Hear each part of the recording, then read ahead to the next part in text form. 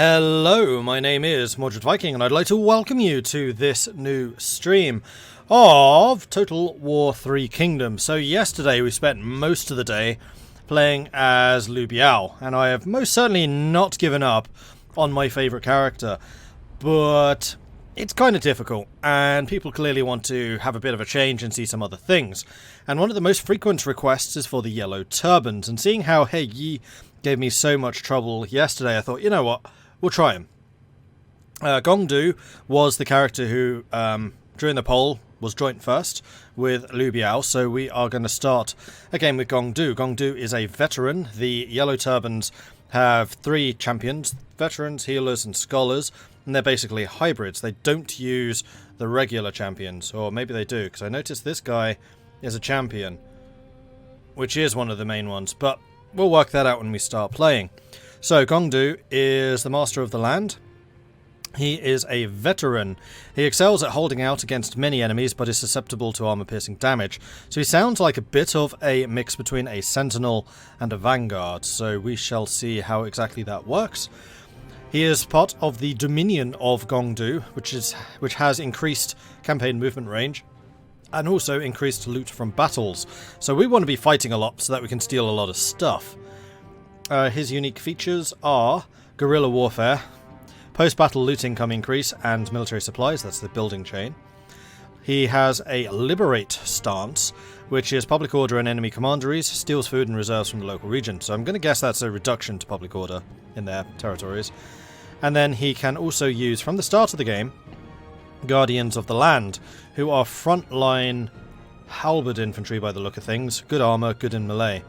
Armoured former palace guards who use the G-pole arms raided from their previous masters in the fight for the Great Peace.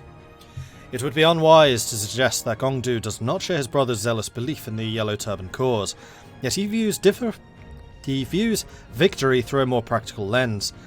The Taiping Ying, the way of the Great Peace, dictates that harmony between heaven and earth can only be brought about by the defeat of evil, and Gong Du is primarily concerned with how that defeat should be brought about. War. Making it his business, logistics, manpower, strategy, and he intends to thrive in this endeavour. We are going to play romance mode because I like it. We are going to play on hard because I refuse to go any easier. And I've also switched all the voices back to English. I liked the Chinese, I thought it was interesting, but I think that the characters have slightly more personality when they are English voiceovers just because we can understand them. So I've switched everything back to English. But I really appreciate the fact that there is the Chinese option too, because I know that some players are going to absolutely lap that up. I'm screen showing me again. Damn it. Is that it? I think that's it.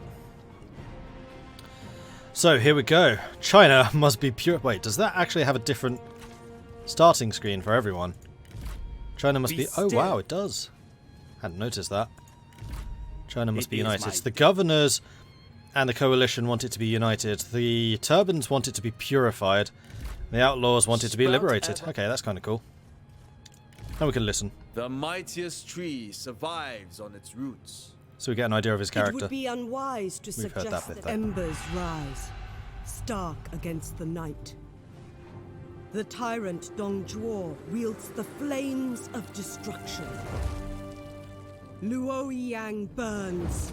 Chaos ignites as the power of the eunuchs is crushed.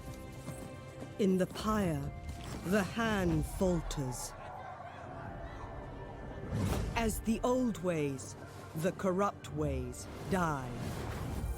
A new flag is raised. Gong Du sees the people suffer.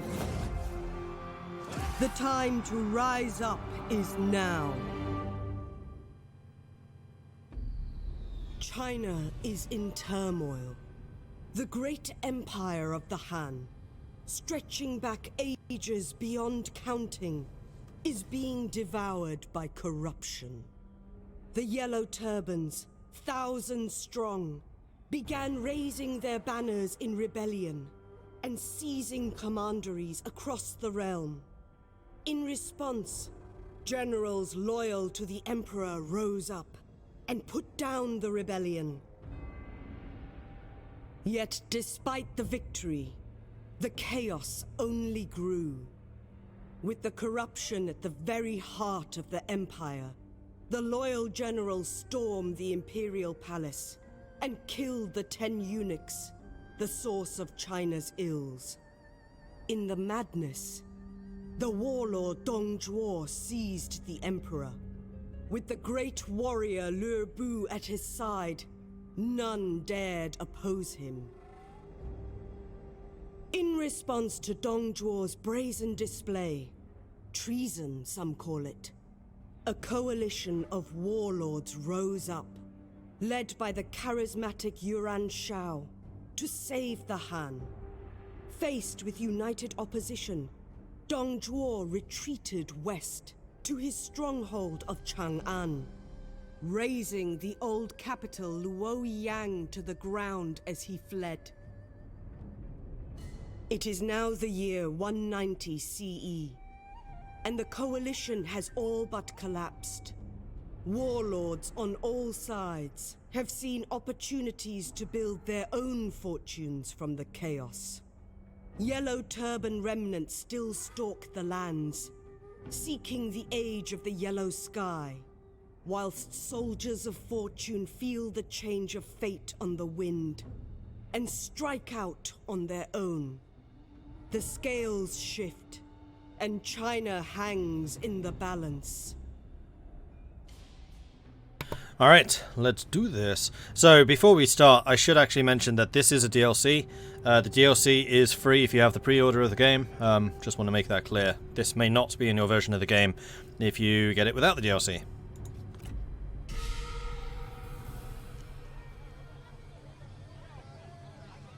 Luoyang burns, my lord, crumbling beneath Dong Zhuo's fist.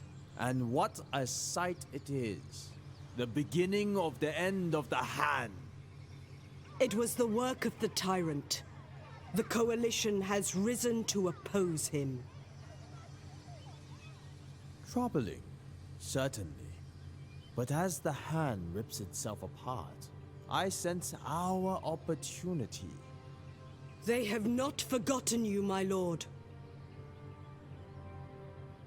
Nor should they. Our adversaries are many. But our resolve is unflinching. This war shall be won by our might. We must consolidate if we are to survive. The south and west may provide useful strongholds. They will all know our strength in time, once we have prepared. Then we shall not be stopped. The time to tear down the old dynasty approaches, Gondu. Raise the yellow banner and ride to war. Establish your power, Gongdu. As the Han begins to destroy itself, your opportunity has finally come. The Empire still has power, and we are few, so we must gather our strength before striking. To the west and the south are lands we could use to consolidate, but we must be wary not to let the Empire overwhelm you. When you are ready, there will be none who can stop our righteous attack. The yellow banner of war rises. Annex the Yellow Turban regions, be wary of Marteng and Zhanglu. Alright. Well, buddy, left Marteng, eh? The Yellow Turbans march to battle. Gongdu leads the charge. While our situation is dire, we may be able to snatch victory from the jaws of defeat. Our soldiers have nothing to lose and are eager to fight. Slay the enemy oppressors and rekindle the spark of rebellion. Artillery gained the pole mace of Gongdu. And we also gain a bunch of experience. Through study and reform, greater heights are reached. Without the eternal reason, we are powerless. Study the 3 books, for the wisdom contained therein will strengthen us, and could help us turn the tide of conflict. We've gained the Book of Earth for Gongdu. And that's that. So, what do we start with? Welcome, my lord. We have Zankai, Your presence is heartening. the Slayer of Tyrants, and I totally forgot to hover over A his land description. without people is bereft of spirit. And he is, in fact, a veteran, so he's not a champion. So he's a split between a strategist. I keep on wanting to call them masterminds, a strategist and a champion. Bend, do not break. And so are you, which is interesting. We cannot recruit any soldiers, I guess, because... Oh, no, we are. Oh, no, this is my territory. We start with a single copper mine. We don't actually have a proper city by the looks of things. Jiancheng is there to the north, which is led by Han Shui. And we're currently fighting Tianfen of the Han Empire. So what troops do we have? We have Destroy corruption. Guardians of the Land. 55 armor. Yeah, that's pretty good armor. That's really good armor, in fact. Yellow Turban Spearmen, decently armored, good shields. Tough as hell, 144,000 hit points. Nice. And then Horseback Huntsman. Oh dear, we get Horse Archers. Okay. And then our other boss man, Horseback Huntsman, Yellow Turban Horseman, Yellow Turban Horseman. This is going to be really cavalry heavy. Where in China are we? We are in the northwest. Like, the absolute limits of the northwest.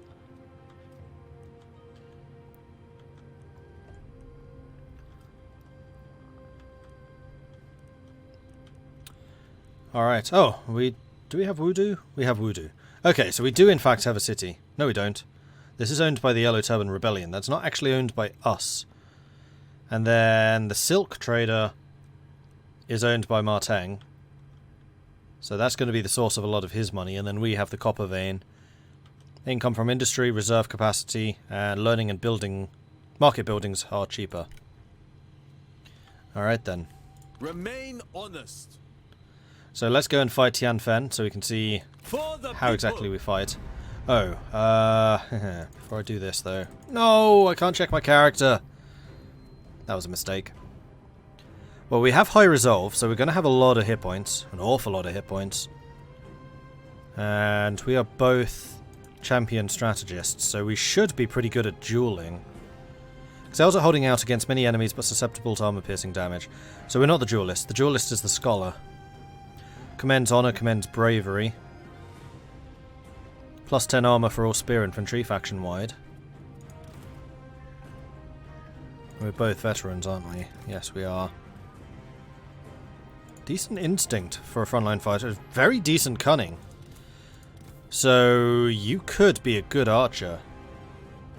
In fact, that's just all round decent stats. We have 1,000 against their 900. They have 2 units of axe band and 2 archer militia. Plus the boss man himself, and he is a sentinel. And he can't run away. Let's do this. Yeah, I know the information. It's not the info I wanted. It's to be able to see his gear. To see if he's using the best weapon. Although it's a unique weapon, so probably.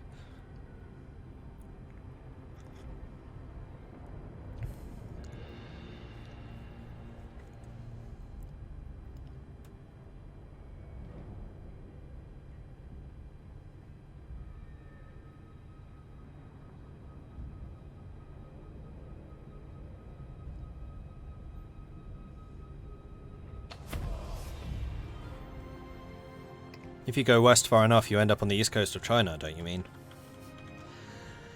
Okay, so we actually start with Guerrilla. Interesting. Very interesting, actually. Unfortunately, the 2 units of cavalry are the only ones that aren't Guerrilla. We could send in the Horse Archers. What's your range? 200. What's our range? 200. So, I'm going to get the Horse Archers. And they are going to deploy... Oh, we can't quite get behind them. We can come in over here, though. Something like this. And then we'll go for the 2 horsemen. And because we now know that woods give arrow resistance, we'll park them over there.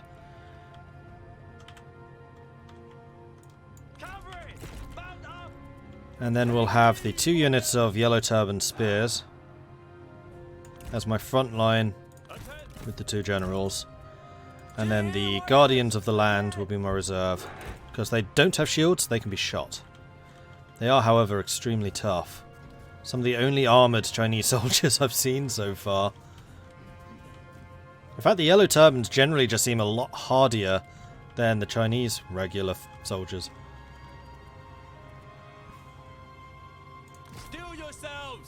Gong is mounted with his giant warhammer.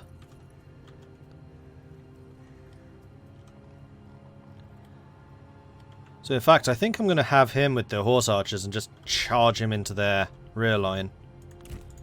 Yeah, we'll do that.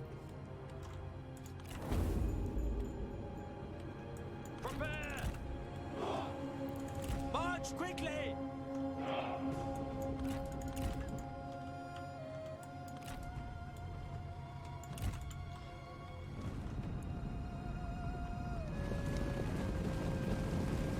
Gong Zhuo is like Robert Baratheon, a rebel leader with a big hammer. Hey, Code Red. I think yellow turbans have good infantry and not a lot of cavalry. That suits me, fine. I think we'll come over here. Let's not make this easy. Our men are spotted!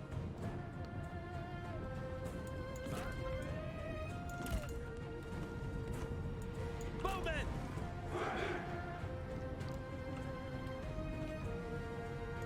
With speed!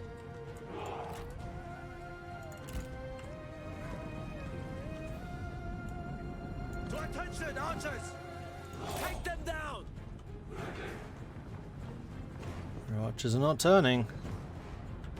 They are, however, able to shoot at us.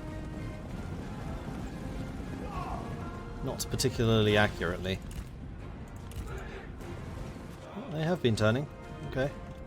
To attention for China! You want to challenge me? Tianfen is a sentinel. And we are half champion. What abilities do you have? Desperate Cry, plus 50% melee base, armor pierce, and charge bonus for 15 seconds.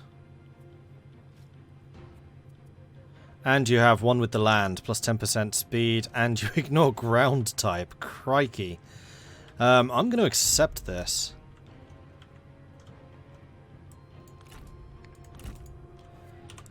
You will fall. Go now! Stand ready!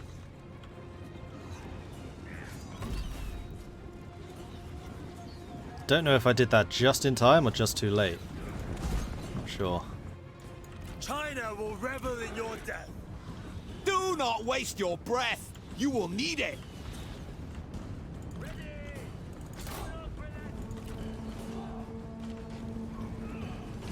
Our victory grows ever closer.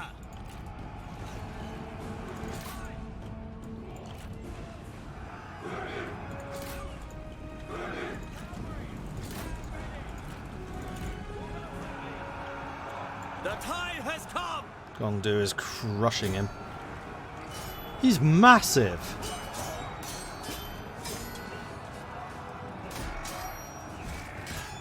That's one imposing gentleman.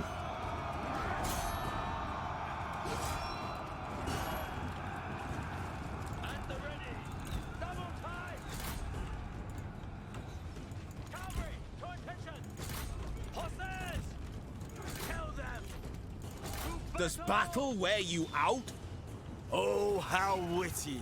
How very witty.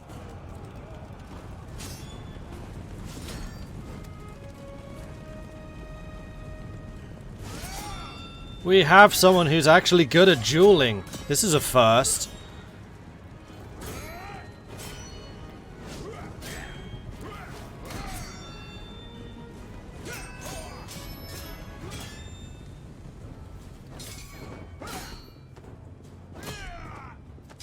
What's our armor? We have 70% armor. Crikey. I did say that we're very susceptible to armor pierce. The enemy general is fallen. They were no match. Clearly not.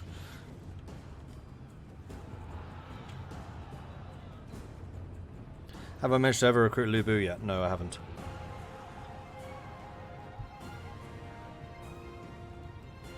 Yeah, both of my generals are good duelists, which is a nice change. I have a feeling I'm going to like the yellow turbans. I already just like the feel of them. Decisive victory. Done. And we should also get the one kill. I wonder who that was. We should also get the dueling experience, which means he should level up pretty quickly.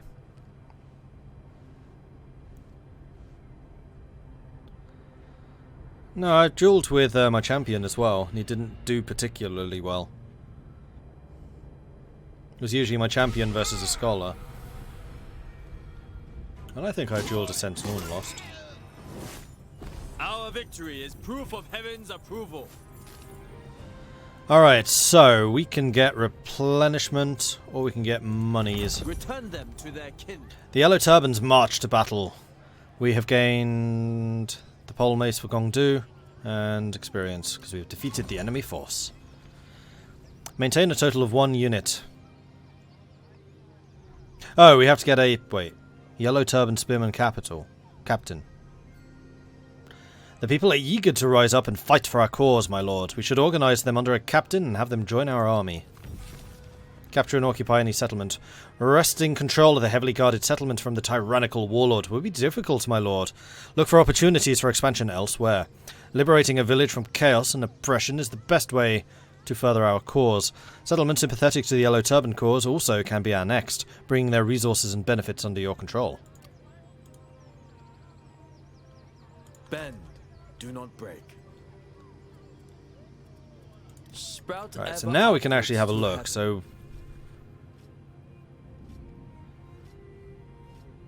we actually just got an even better mace. We have an exceptional mace.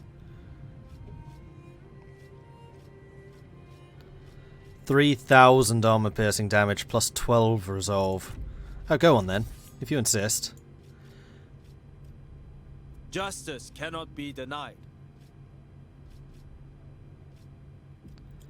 Then we got our armor. Gong Zhuo's armor, 70 armor base, plus 30% ranged block chance, plus 12 resolve, plus 9 cunning, plus 5% melee attack rate. I'm in love. I think I found my favourite character. Liu Biao, eat your heart out. Crikey. And then the methods of Sima. Cunning, satisfaction, and then military supplies for the army. He is also half strategist. Resist corruption and endure hardships. So we're going to take that. Then our followers, we can have the guard, who's plus 2 instinct, or we can have the trader, plus 2 cunning. And if he's the faction leader, he also gets influence. I think we're going to take the influence bonus. Then we're going to go to Zhang Kai, who I assume gets on with Gong Zhuo. He does. So he can have the guard. He has a military G already. Cannot actually use the pole mace. You're the same class. Why can't you use a pole mace? Because it's on cooldown. If okay, you can use it next turn. Too high, it must be circumvented. And it does the same amount of resolve, but a bunch more damage. And it's entirely armor piercing. Actually, I think the military G does more damage. That's 2,200. This is 2,000. Against armored foes, then yes, the pole mace would be better, but against anyone else, the G will be. I'm annoyed that I can't see you. Oh, I can recruit next turn. Right, that's how it works. We could start upgrading the copper mine, which will double the income. Take my entire reserve of cash, however.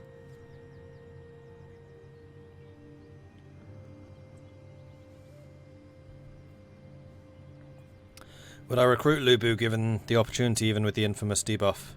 I'd need to think about it. Probably.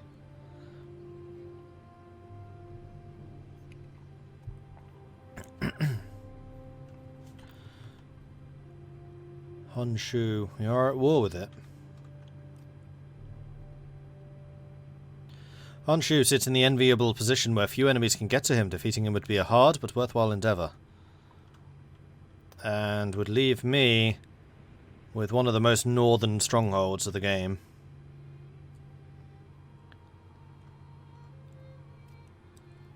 Zhang Lu. I can see Zhang Lu. Good intentions towards the people, but I suspect him of a deeper motive for power. Ma Teng has chosen to lie with the dog Dong Zhuo. I'll put them both out of their misery. The young emperor. A prisoner. Troubling, but I have greater concerns. Liu Yan is actually friendly towards us. What's that?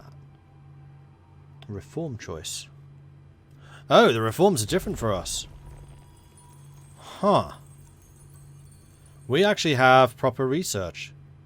We don't have them once a year. Interesting, interesting. Then what about Wudu? Wudu's not mine. How do I take this from the Yellow Turban Rebellion?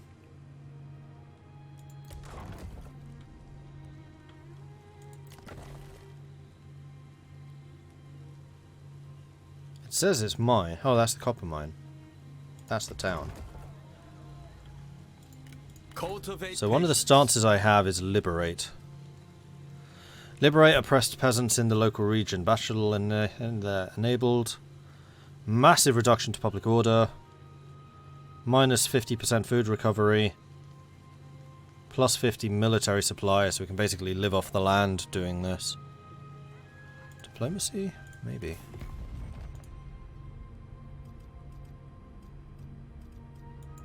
Welcome. Come in. Hanjian, the disorganized rebel. Devoted to us. Very popular. Very positive. And then Huangshao is somewhere. Welcome. Take a seat. We can't reach you to trade. And then He Yi, Good day to you. who we know is down here somewhere, but we can't apparently find him. How on earth do I liberate that town?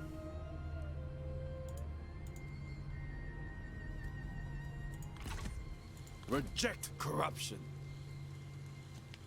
Annexation of the territory is an aggressive act that could lead to war. Annexable capital of the commandery.